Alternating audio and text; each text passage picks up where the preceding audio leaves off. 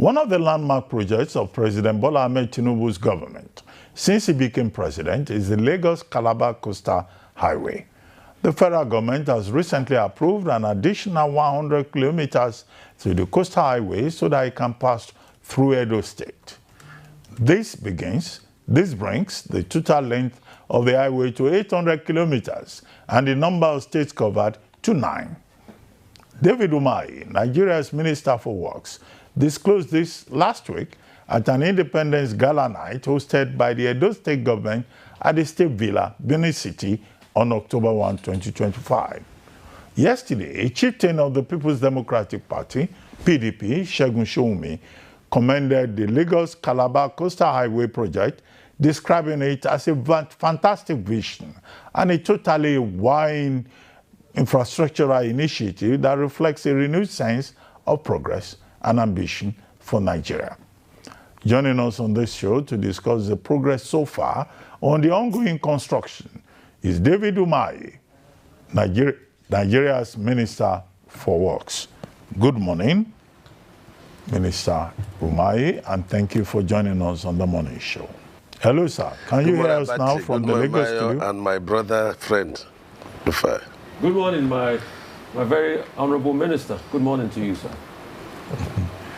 Okay, yes. Honorable Minister, you've been talking a lot about the Tinubu administration's achievements in the area of infrastructure. Most recently, you were in Edo State, and you talked about, look, the Lagos-Calabar Highway even being extended. Now, just take us through, the infrastructural with regard to roads achievement of the Tinubu administration, which was a major item in President Tinubu's October 1 Independence Day address. What's the update? What's the latest situation for the benefit of our viewers worldwide?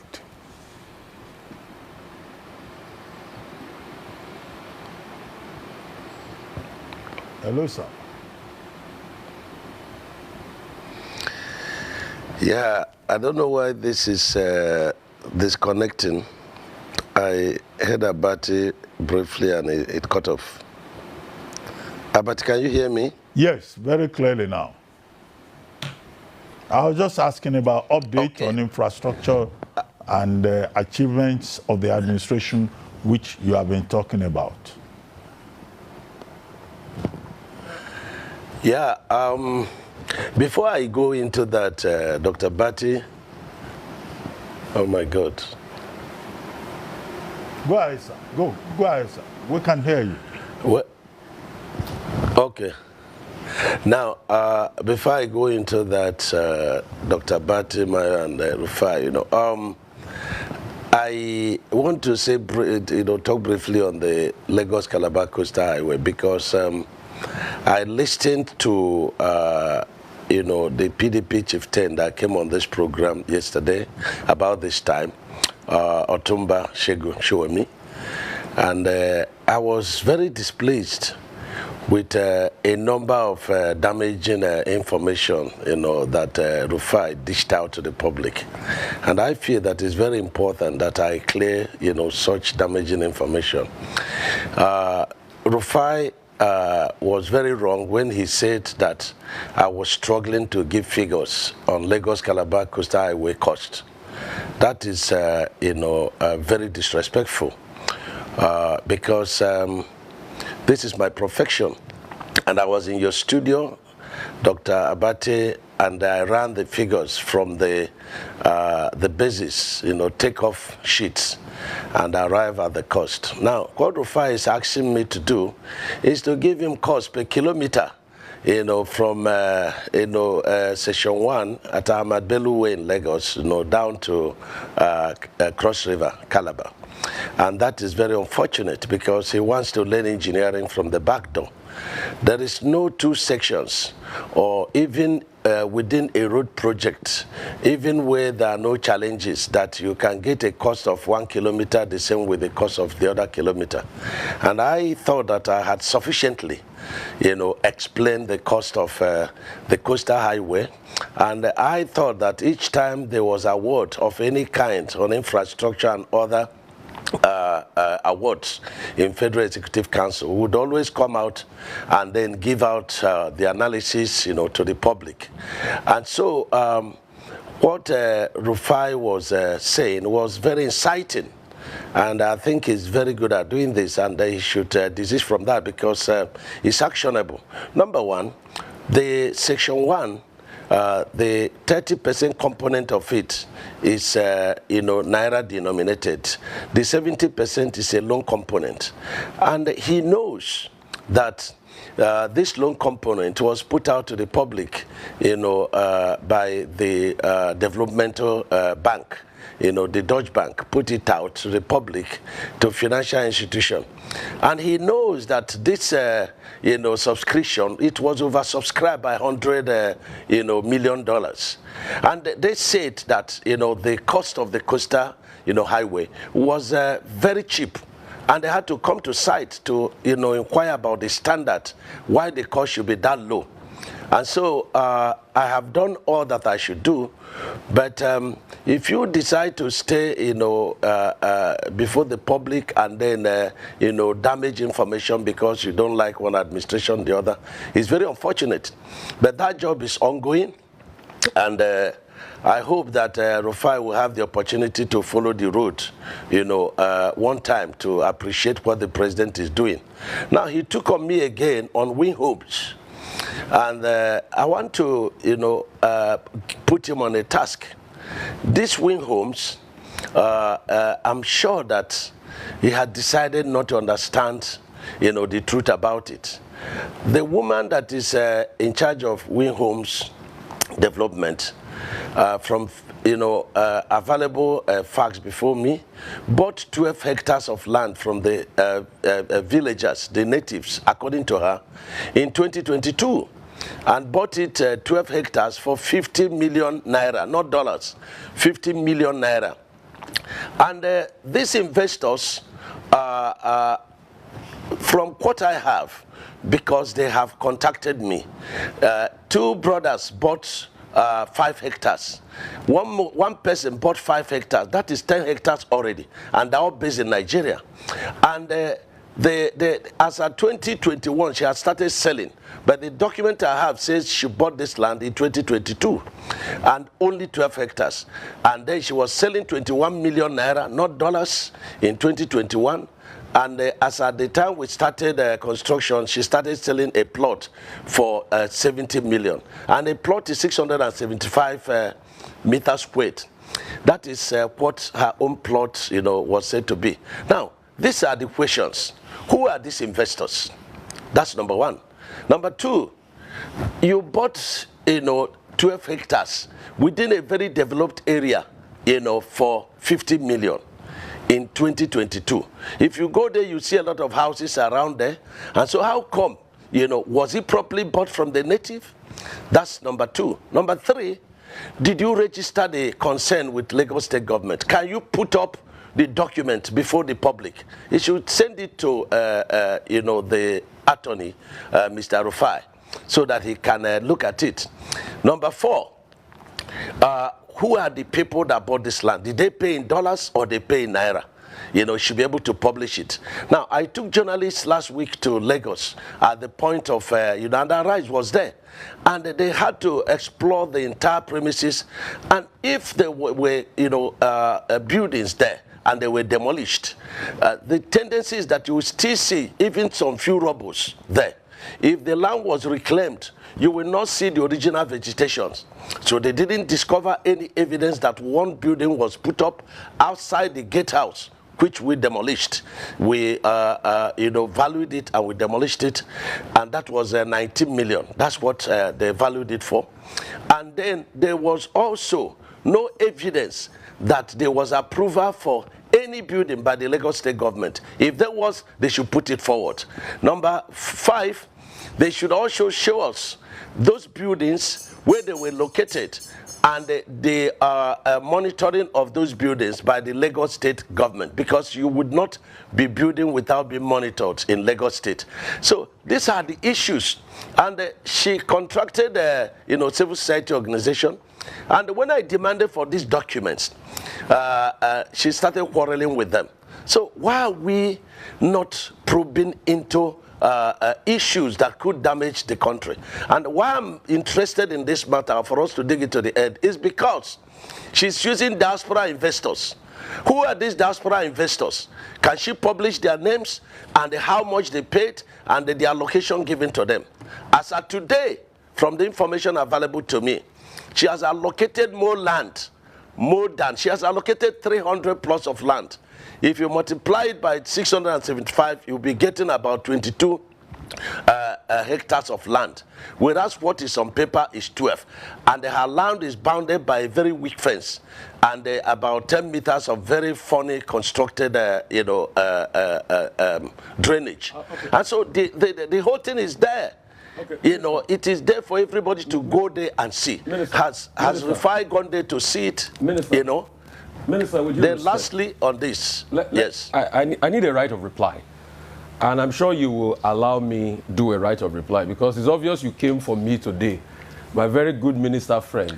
You know, Rufai, hang on a minute. I'm still talking. Hang on a minute. To finish. After you went to report me to, you can finish, but after you reported me to President Tinubu, you are on here with me again today, but it's fine. I will respond to you, Minister. Go ahead.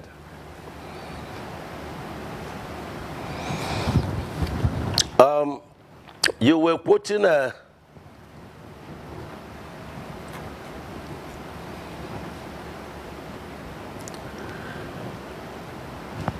Abati, am I on? Go ahead, Minister. We can hear you. Go ahead. We can hear you. Okay.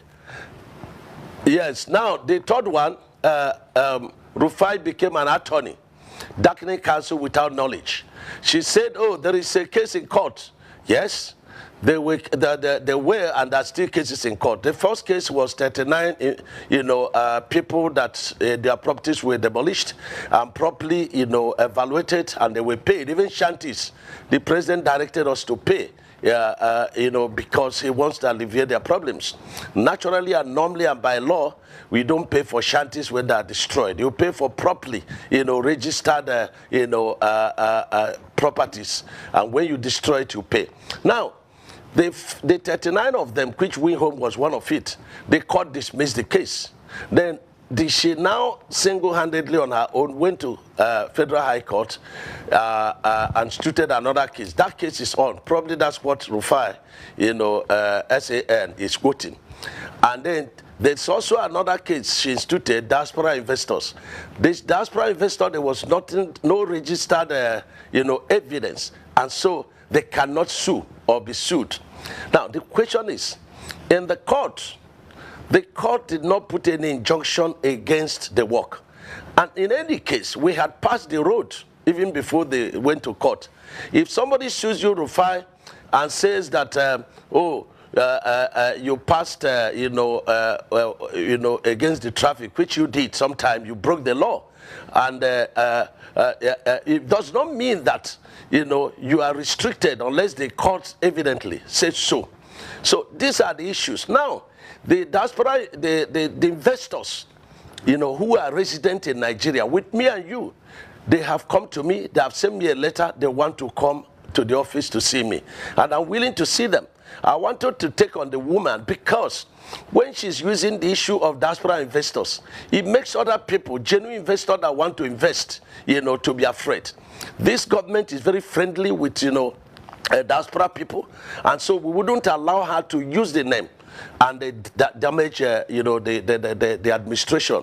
So I had wanted EFCC to come into the case, DGSSS and police, and even the Interpol. But I have left it to the investors. When they come, they are willing to do that, they will process it. So these are the issues about the Coastal Highway. But notwithstanding, the Coastal Highway is going on very well, very competitive. We are in Session 2 now. We've opened Session 3 and 3B, 65 kilometers in Calabar and, and Akwa Ibom. This Section 4A and 4B going on at Ogun. And also at Ondo. I would like to interject. This so that is about the Coastal Highway. Minister, yes, Minister, I would like to interject. This monologue is quite long. So at first, Minister, after you had gone to report me in front of President Tinubu and said all sorts, Anyway, I am not beholden to you. My job is accountability. You are too small for me to report you to the president. No, but they are empirical. You are too small Minister, for me to Minister, report you to the Minister, let me president. speak. Who are you? Who are you for me to report you? Minister, let me speak. I have empirical evidence. The world watched it on the commission of the project when you mentioned the questions I asked you to the president. That was reporting me to the president officially. The world watches, so you don't need to dilly-dally about the empirical facts. I don't talk without facts, Minister. You know, when I have my facts, I talk. And I insist on my question when I ask on cost. Rufai, let me only address you. Minister, you will not allow me speak. The problem is you will not allow me speak. You spoke for over 20 minutes, over 10 minutes. Because you don't know what you are speaking. But let me speak. Let me speak. You will not. What your profession is. You will not allow me speak. You see, if you can just keep quiet and be calm and just allow me speak, I'll be happy. All right. So my question still persists as regards the cost per kilometer. You cannot tell me that we don't have a right to know the cost per kilometer. Even if it's an undulating landscape, give us all the facts and the details of the cost per kilometer. That's all we'll ask for. Other questions as regards the loans taken. Let me finish. I will keep quiet for you to damage Let me finish. Listen to me. Minister, you will not allow me to speak. The minister will not allow me to speak. No. Don't do that with me. Minister will not allow me to speak. I was in your studio. Minister will not allow me to speak. And when the first section was on, and I ran the figures. And what you're asking us is 750 kilometers of coastal highway. We should tell you cost per kilometer. So you multiply by 750. That's nonsensical. No, so tell me the cost per kilometer. There's nothing too hard for you to tell me that figure. You've not still told me that figure. So I was right on that point. The second point... Because you don't understand anything. The second point I'm trying to make is You don't understand anything. I'm a professor in this field. Okay. You don't understand anything. What university gave you professorship in this field? And you cannot ask me to tell you a cost. What university gave you professorship in engineering? I didn't know you were Professor Umahi, Minister. I didn't know. So, please, I'm professor in practice. In practice. I'm professor in practice. Okay. I understand engineering very well. So secondly, and you have no knowledge of what you're asking. If you will let me... You have no knowledge. If you will let me ask questions. So you keep quiet. Okay. And then stop, okay. you know... Minister, it's all right. Keep dignifying yourself and let the world see you for who you are. If you allow me speak, the other 100 kilometers that you said they've added to it, we would like to know the cost per kilometer of that one. And the Winsome Homes, the case is in court. Now, I would like to know the cost per kilometer for that one. I would like to also know the over 700 billion first tranche of loan you guys got for this project. Has the money been spent? How was the money deployed? I would also like to know. I would also like to know the terms of that loan. All right? How many years? What's the payback period? What's the payback moratorium of that loan? And for the Winsome Homes, isn't it interesting that as somebody that's been a governor in the state, you know the law, a case is in court, and then you're coming to talk about the details of the cases in court. Because you denied that the case was not in court. Now you've already accepted that the case is in court. So is it not just better you thrash it out with the woman that has been reporting a case in public that we all heard, and I ask you questions based on that? So, Minister, just answer the questions. I've got no axe to grind with you. You know that. We've spoken many times. In fact, when your people called to book, I booked them, and I said you should come on air. So please just tell us those information. It's very important, Minister.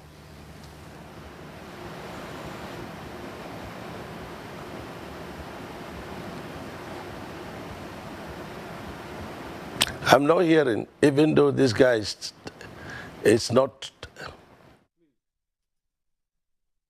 Yes, you know, in certain cases in court, you say, you know, you do no case submission. Rufai does not know what he's talking, and I think he should come to learn, you know, one, how to talk. Number two, Mayo. You answer the question. How have the loan been spent? What's the cost per kilometer of these new 100 kilometers? How much is it going to cost? And how has the cost been spent? All right, Minister Umahi, you have the floor now to please respond to the questions that have been posed to you. Okay. Number one, you know, this guy makes me, it makes me, to laugh, at a very high level of ignorance. I was in Edo State, and I said, listen, the president has directed, 100 kilometers of the coastal highway to pass through Edo State. And this man is asking me how much per kilometer. This 100 kilometers has not been designed. There has not been a soil report on it. And so why are you asking me, is it to name a child or to do a birthday for a child that is still in the belly of a mother? That's what he says. So, and he's doing it, what is the cost per kilometer? What is the cost per kilometer? Listen, in this kind of project, you are not dealing with a cost per kilometer. You can't say this is an average cost per kilometer. So I'm teaching you English now. You can talk about an average cost per kilometer because every 1 kilometer is different in cost from the other kilometer. So you can talk about cost, average cost per kilometer. Now, Rufai, that project has not been designed. The soil report is not out. That process is ongoing. And when that is done, the ministry will do their own, evaluation. We now go to BPP and ask for selective tendering of the project. And when people have tendered, then we will now evaluate and send back to BPP. BPP will now evaluate and we send back to Federal Executive Council. It is at the end of Federal Executive Council approval that will be able to say this project is costing this amount and the average cost is this amount. Did I answer you? Okay, so you have not designed that project, yes. What about the cost per kilometer of the one you have done thus far? Can you also tell us the details of the cost per kilometer? And the over 700 billion Dutch bank loan, can you also tell us more about that? Has that loan been used? What part of that loan have been used? And what are the terms of that loan?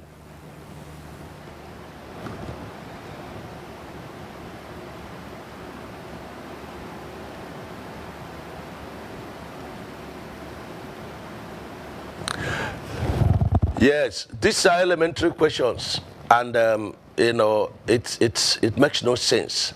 A process is ongoing, payments is being made, and you are saying, how has this money been utilized? The money is meant for the project, and the money will be paid according to work done. When a certificate is generated, and that certificate, is approved, through a process in Ministry of Works, and then it will be given to the funders, and the funders will come and they will check, is this work done? And if it is done, they will release the foreign component of that loan.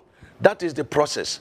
And if I have to continue to teach Rufai this profession, then there must be payment for it. Because it's darkening counsel without knowledge. So the cost per kilometer of the work done thus far, Minister Umahi. All right, Minister. Cost per kilometer of the work done thus far. This is elementary. How can you be asking for cost per kilometer in the process of construction? No, Mayo, hold on. Okay. Let me explain something to him. We have very limited time, so I would like to interject here. When I ask my question, then you can marry all of them together, please. Thank you. And I just wanted to mention. Explain. No, you will explain, sir. This man is usurping your time. No. That's why I'm coming. I want to ask my question. Thank you so much. The reason why we are asking is that we are speaking on behalf of the Nigerian people. So it's not necessarily to one person. It is speaking to the Nigerian people. Now, the question I'd like to ask is beyond the Lagos-Calabar Coastal Highway, which this administration has been very proud of. There are also questions around existing federal roads in Nigeria and the state of existing federal roads in Nigeria. So some of them have been tagged as death traps. And it would be great to hear your thoughts around the Lokoja, Okene, Okbela, Auchi, Ewu Expressway, for instance, the Ewu, Uromi, Agbo corridors. So these federal roads beyond the Lagos-Calabar Coastal Highway, what are your plans in terms of maintenance, in terms of fixing, so that we don't lose Nigerians on these roads as a result of the state of them?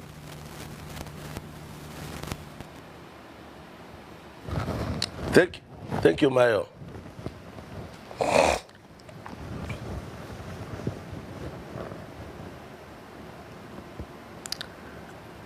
Can you? Yeah. Okay. We can hear you. This is a very, it's very good question and it's very useful, and it's a question to help the country. Number one, we've been in office about 2 years plus, and every part of this country, the federal road is calling for attention. And the question is, will this road destroyed to this level just within the past 2 years that Mr. President came, in office? Number two, where were all of us, all these years that these roads were damaged to this level?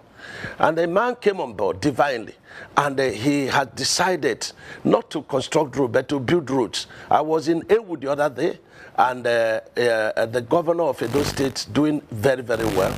And he has said, look, you have constructed part of this Uromi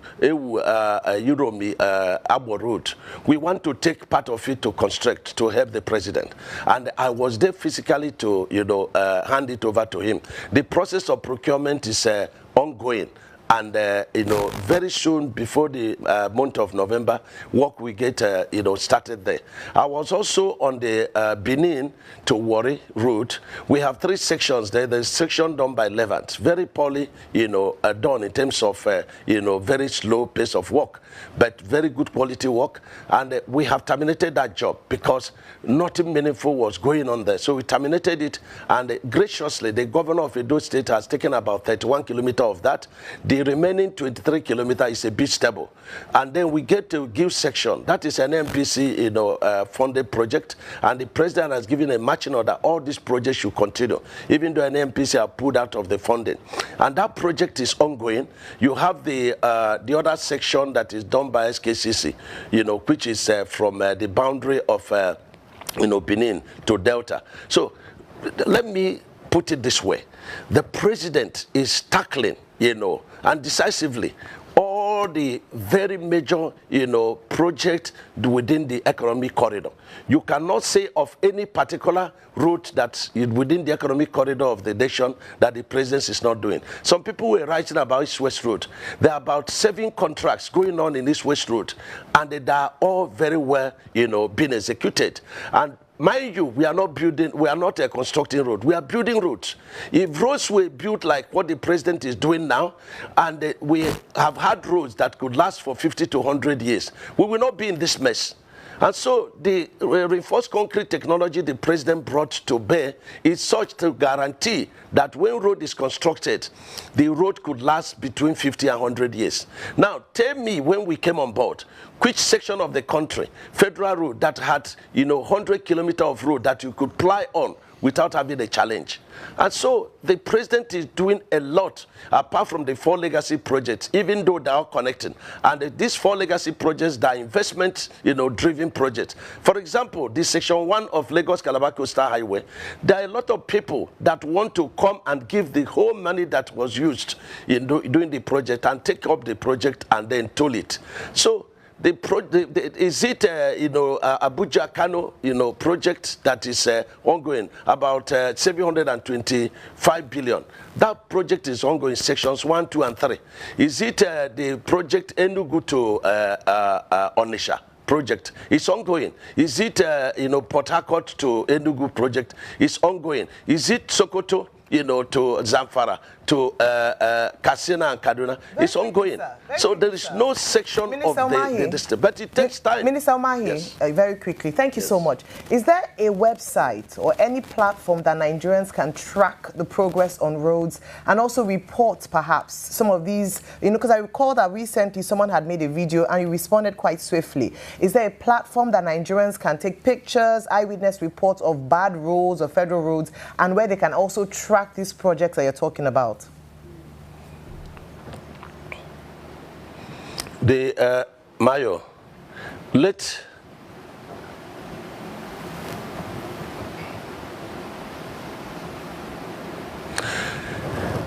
yes, we have a website, and we have directed the governors of each state to deploy the state commissioners so that they will monitor what we are doing. And I have directed that in this major project, we should list out major TV stations that will be able to go and be part of the operation. They will video the operation, they will video the method statement, and then deploy to the social media. So they can go to our website, and so we begin to download the operations to the distance, not only for the public to track the progress of works, but also to enable our young engineers to also learn. Those who may not be able to do the IT on site, they will also be able to learn. So these are ongoing. And we are starting a process that is going to outlive all of us. And that is by building a road that is properly constructed. And you can see it. When I said, you know, that the coastal route, you know, is so beautiful. And that, you know, if it's this beautiful, I don't know how the street of heaven will be like. And I expect my friend like Rufai not to, you know, defy the law, and so that he will make heaven alongside with us, you know. Well, on that note, you have not answered the cost per kilometer question. It's just a shame. On that note, Abati, tell this man that, you know, cost per kilometer of road that the section completed, there's nothing like that. In the road project construction, you may finish a pavement, you have not done the drainage. You may finish drainage, you have not done the solar light. So there's nothing like cost per kilometer until it is fully finished before you can know. And the Rufai, the word is average cost, not cost per kilometer, average cost. Next time, try and use it. Okay, on that note, Honorable Minister, Senator David Umahi, we would like to thank you very much for joining us on today's edition of The Morning Show.